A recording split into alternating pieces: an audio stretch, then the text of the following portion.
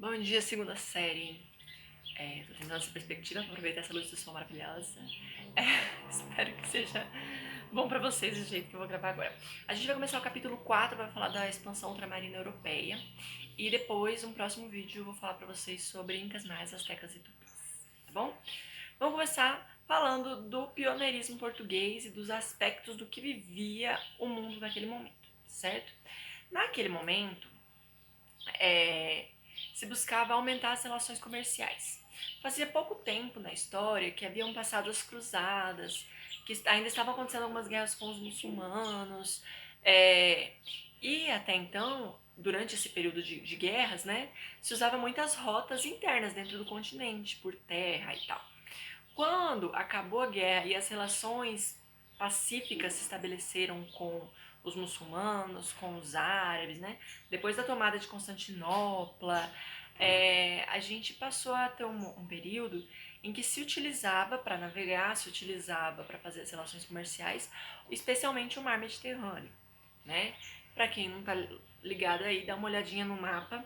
O mar Mediterrâneo ele fica entre a Europa e a África, né? Então ele era um mar de mais fácil navegação. Além disso, se existia uma ideia de que o mar Mediterrâneo ele ele não permitia que afundasse, que ele tinha águas quentes, umas coisas assim, né? O pessoal ficou muito tempo sem utilizar o mar Mediterrâneo por conta das cruzadas. E aí quando voltou, ele voltou com um pouquinho desses mitos, né? E aí essa relação comercial ela se estabeleceu com mais força ali entre a região dos reinos italianos com, com os povos muçulmanos. E aí eles tinham uma certa hegemonia, né, comercial das especiarias. O que eram essas especiarias? Eram temperos. Além deles tinha seda, tinha alguns tapetes que vinham lá do Oriente e era revendido pelos muçulmanos aos italianos e aos italianos para o resto da Europa. Então, como tinha essa hegemonia, esse controle, acabava que os preços eram altos e a burguesia italiana passou a lucrar muito com essa comercialização. Aí você me fala, professora, e qual era a importância desses temperos? Era para conservar os alimentos, né? O resto, tecidos, tapetes, essas coisas eram mais questão de status. E aí lá em Portugal tinha algumas diferenças se a gente relacioná-la com o resto da Europa. Primeiro de todos, existia uma ligação entre Estado e burguesia. Isso aconteceu com mais força pela Revolução de Avis, que está lá na página 62 do livro de vocês. Eu fui anotando aqui para quem quiser acompanhar, né? Na página 62 e 63. O que era essa Revolução de Avis? Um rei, né, de Borgonha, se não me engano, ele não deixou herdeiros, e aí começou a rolar uma treta lá dentro de quem que ia assumir após dele. E aí essa revolução de Avis é porque alguns reis de outras localidades, especialmente de Castela, que depois vai virar parte da Espanha, tentou dar um golpe, tentou governar ali o território, e a população não aceitou, colocando no poder aí um rei da família de Avis. E aí, como essa burguesia apoiou e colocou ele no poder, havia essa ideia, né? Esse rei português, ele tinha essa ideia já de que precisava do apoio da burguesia e tudo mais, já existia um novo pensamento em Portugal.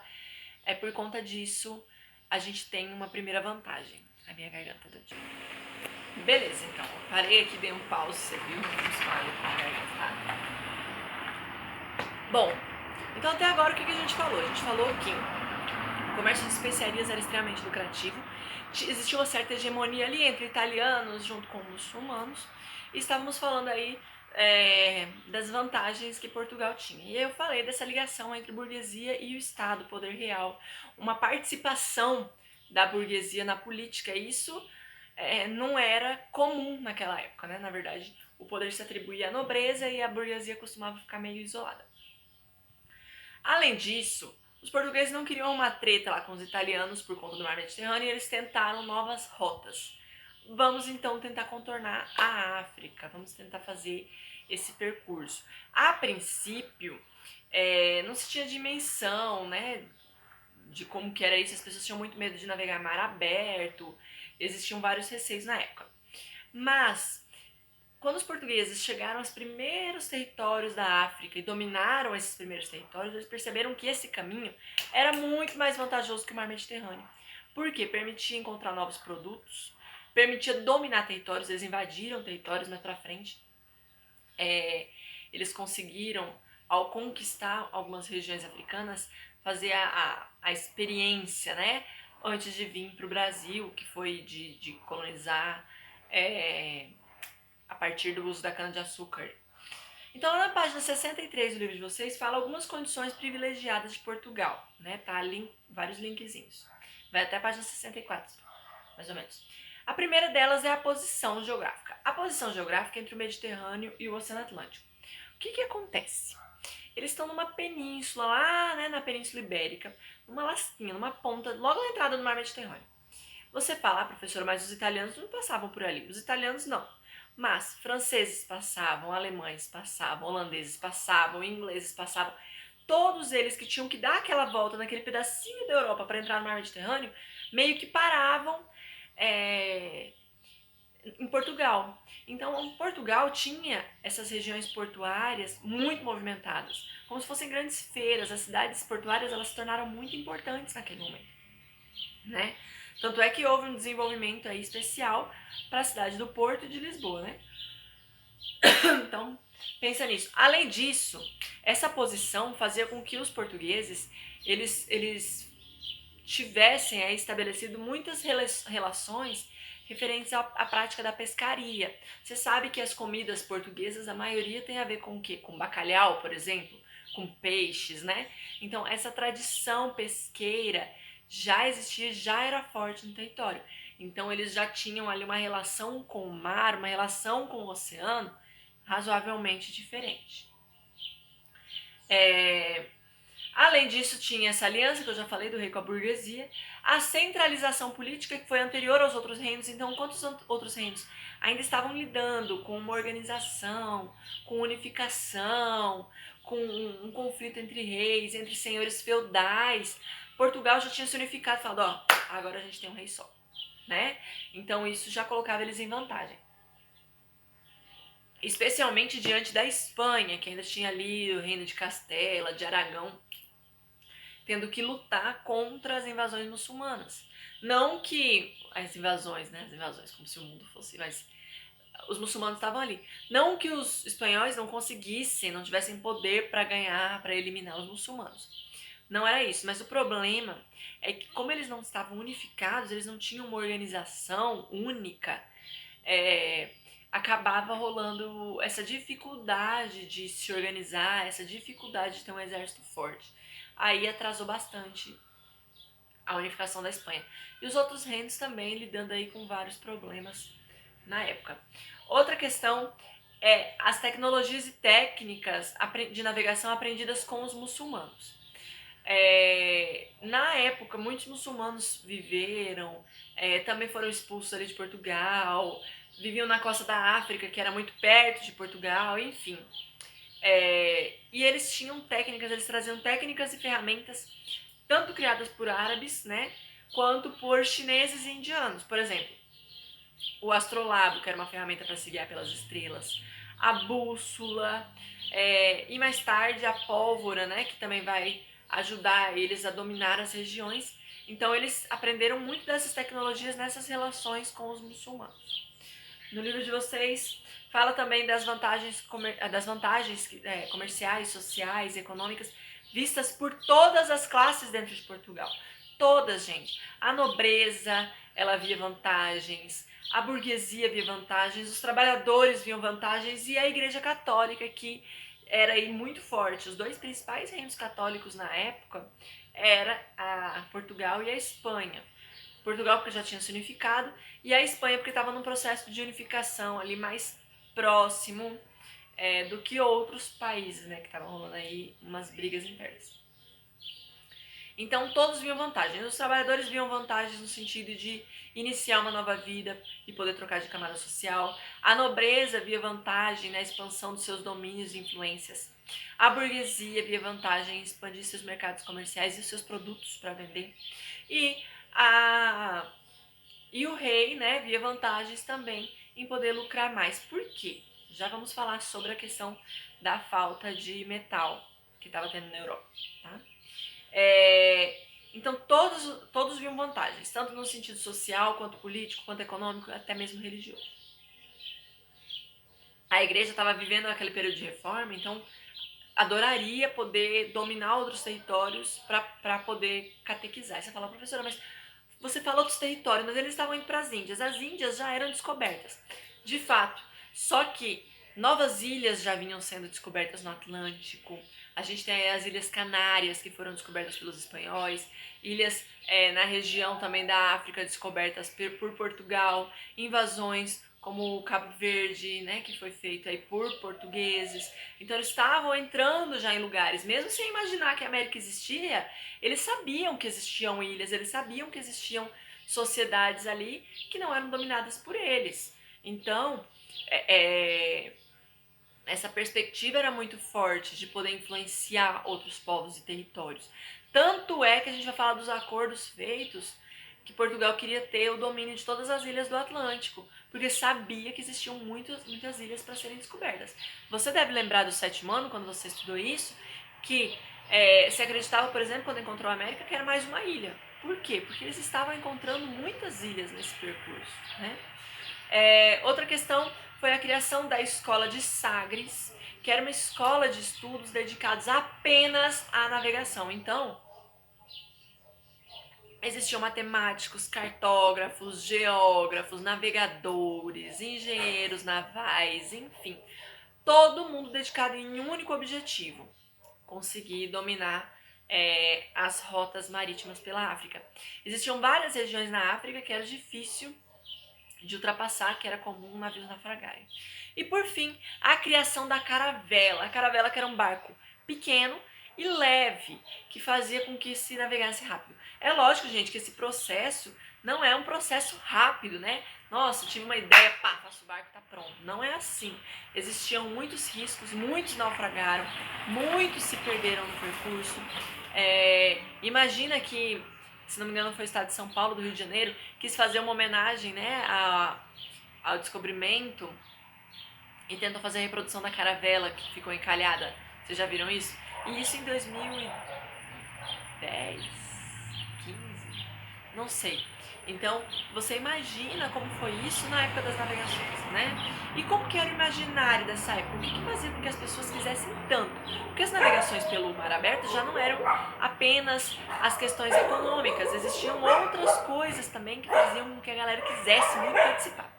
Que era a questão da curiosidade, a questão do imaginário místico da época, mas também a questão de orgulho. Por quê?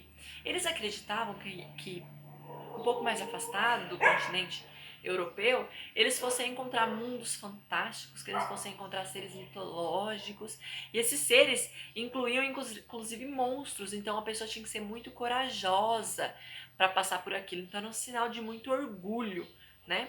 E a gente tem os medos reais, que eram os medos de naufragar, os medos de passar por uma corrente que levasse a direções erradas, de se perder, de passar fome e sede, porque isso era muito comum nos barcos, de serem saqueados, enfim.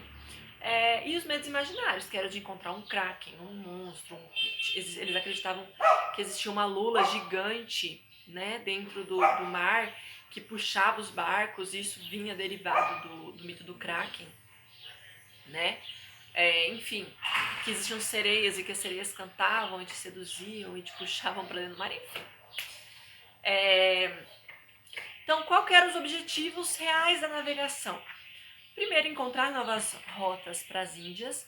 Para quê? Para encontrar especiarias. Mais tarde, quando Portugal começa a dominar o continente africano, eles acham um novo produto, entre aspas, né, mais uma forma de lucrar, que é a partir da escravidão. Sim, os portugueses são os grandes responsáveis pelo início da escravidão na África, que vai ser usada na América. Da África no sentido dessa escravidão que a caráter que a gente conheceu, porque nós sabemos que existia já a escravidão na África, mas que essa escravidão era um caráter diferente. A necessidade de expandir o comércio, de levar esses produtos para outros lugares e de buscar produtos novos, de variar. Mas também aumentaram as reservas de ouro e prata através desse comércio. Por quê? Pensa comigo. Portugal não produzia especiarias, né? Tinha que comprar da revenda que vinha da Itália, concorda? Então todo metal, o ouro e a prata da época estavam sendo destinadas a fora, né, de Portugal. E mais, a maioria estava saindo de toda a Europa e indo para o Oriente, onde era a fonte dos produtos. Então tinha essa defasagem. Aí você fala, professor, e por que essa preocupação? Porque ouro e prata era a maneira de medir as riquezas de um reino na época.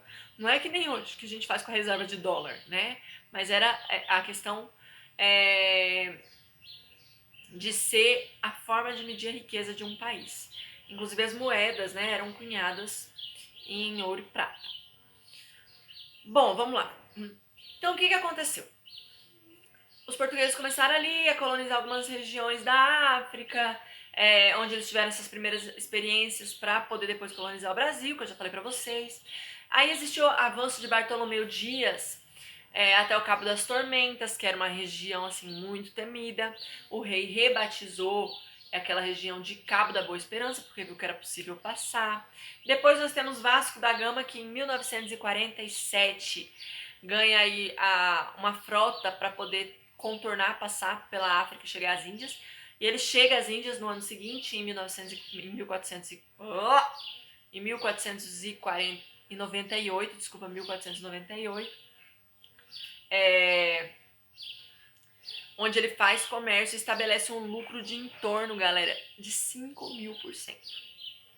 Isso é um lucro absurdo, né? Gigantesco. A questão é que ele saiu com uma frota e voltou com apenas 2 navios e 50 e poucos homens, né? Mas a vida tem dessas ironias. Ao perceber isso, a Espanha se lança em desespero. Nós também queremos, nós também precisamos. Estava passando por toda a questão da Guerra de Reconquista, que eu falei pra vocês. A última batalha da Guerra de Reconquista foi em 1492. Mas a unificação foi muito rápida. Em 1492 mesmo, eles já estavam aí buscando novas rotas comerciais, né? Então se unificaram aí com o controle do rei Fernando de Aragão, que se casou com uma princesa, que se não me engano é Isabela, do reino de Castela, unificando aí os dois territórios.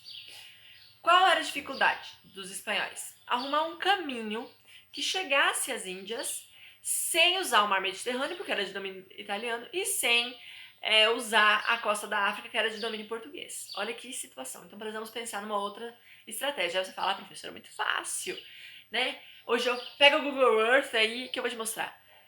Na época, galera, os mundos descobertos era a Europa, era um pedaço da Ásia e a África, tá? Esse era o mundo descoberto. Imagina que essas navegações, elas assemelham muito com a questão que a gente tem hoje da expansão para outros planetas, da tentativa de dominar outros planetas.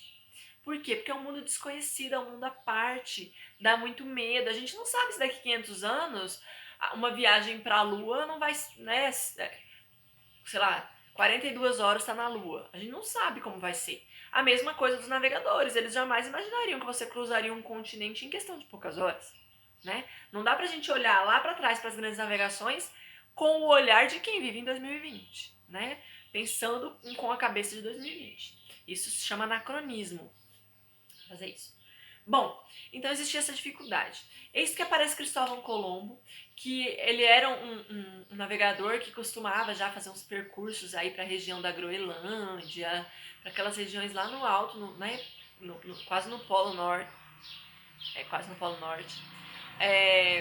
Então, ele tinha, a partir das observações, chegado à conclusão de que a Terra é redonda. Ah, vá! Ele fala, galera, 2020 tem gente que acha que a Terra não é redonda, tá? Só pra vocês ficarem sabendo. E aí ele sugere dar a volta e ir no sentido oeste para encontrar o leste das Índias. Ah, professor, isso não faz sentido. Sim, o continente está aqui, certo? Então, esse é o lado. Esse é o lado leste, esse é o lado oeste, vamos supor, tá? Para eu chegar no lado leste, eu tenho que vir sentido oeste, né? Ao lado leste dessa parte aqui, mas não da Terra. Então eu vou vir nesse sentido. Espero que eu tenha sido claro com esse negócio de localização. Então, vamos para o oeste, lá a gente vai bater no lado leste da Ásia. Tudo bem. E aí, ele ganhou aí uma frota e foi. Por uma questão, errou nas contas, né? Ele acreditou ter chegado nas Índias, mas na verdade ele chegou em São Salvador, na região das Bahamas. E aí, quando ele chegou lá, você fala, professora, que idiota, coitado desse cara, morreu achando que chegou nas Índias, né? Na China, para ser mais específico. E aí, tanto é que ele deu o nome da civilização que vivia nesse lugar de índios, porque, né? Mas não tenham dó, ele morreu com glórias, muito rico e com muitas homenagens dentro da Espanha. Quando ele contou que chegou nesse território e tal, se acreditava que eram inclusive ilhas, né? Ilhas das Índias e tudo mais. E aí, Portugal ficou super pistola. Já vou te explicar mais sobre isso, né? No caminho, no processo até ali, para voltar, se descobriu novas ilhas, se encontrou novos lugares e tudo mais. E o rei de Portugal ficou pistola, como eu falei para vocês. Por quê? Porque existiam 2 documentos, não era um, eram 2 documentos. Um que era uma bula papal. Bula papal é tipo um documento que o Papa assina, o Papa fazia muito esse papel político, né? Que estava lá atribuindo ao rei de Portugal todas as ilhas do Oceano Atlântico. Todas. Né? Eles chamavam, inclusive, o Oceano Atlântico de mar-oceano. Por quê? Porque eles que estavam descobrindo, expandindo e tudo mais, eles achavam, então, como eles estavam fazendo essa descoberta, pertencia a eles. Então, quando os espanhóis encontraram, os portugueses ficaram muito revoltados. Né? Porque, poxa, o combinado é que todas as ilhas me pertencem. E na época você pensava que aqui era um continente, né? Que aqui era uma ilha, desculpa. Que é um continente, que aqui era uma ilha. Existia mais um documento, eu falei que eram 2, assinados especificamente entre o rei de Portugal e o rei de Castela, que se tornou o rei da Espanha, que falava que se Portugal não manifestasse qualquer interesse nas ilhas de Castela, também nas Ilhas Canárias, na verdade, né, que tinha interesse, que era interesse de Castela, e no reino de Castela e tudo mais, se Portugal não se mostrasse interessado, todas as ilhas que tivessem além das Ilhas Canárias, que fica na região ali da África, os espanhóis não iam querer, que era de Portugal. Ou seja, eles não estavam cumprindo, né? E o rei da Espanha, o Papa, desculpa, ele ficou com muito medo de perder o apoio dos seus 2 maiores apoiadores, que era Espanha e Portugal. Então, o que ele decidiu fazer? Vou intervir. A primeira coisa que ele criou foi uma bula papal também, que era a chamada bula intercoeteira, que determinava que 100 léguas além de Cabo Verde pertenciam a Portugal e o resto era de quem explorasse. Portugal não curtiu, chamou o rei da Espanha e falou, não, vamos conversar aqui direito que essa bula papal não concorda. E aí eles assinaram o chamado Tratado de Tordesilhas, que passa 370 léguas para lá da ilha de Cabo Verde para Portugal e o resto para quem quisesse. Acabou ficando como Espanha.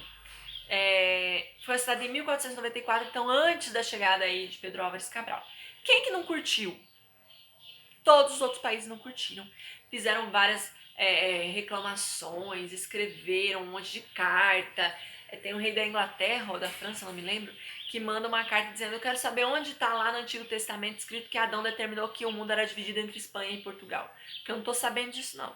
Então causou muita revolta, e para passar essa revolta, né, para poder fazer o que eles queriam, eles acabaram apelando aí para pirataria. E o Brasil nesse rolê? O Brasil nesse rolê foi encontrado então por Pedro Álvares Cabral, que tinha um interesse de encontrar e obter riquezas na região das Índias, mas antes fez um caminho aí para as terras no chamado Atlântico Sul. Professora, é verdade que foi por acaso, foi acidental? Não, não é verdade. Inclusive já existem cartas de pessoas que fizeram parte, existiam cartas de pessoas que faziam parte da frota de Pedro Álvares, que dizia, né, que eles estavam indo para firmar o domínio, para conhecer os domínios do rei de Portugal no chamado Atlântico Sul, né? Nessa época já tinha sido aí descoberto que aqui não era apenas uma ilhazota, né, que mais tarde vai ser nomeado de América, por um geógrafo chamado Américo Vespúcio. Por um geógrafo não, em homenagem a esse geógrafo. Certo? Espero ter sido clara. Beijão.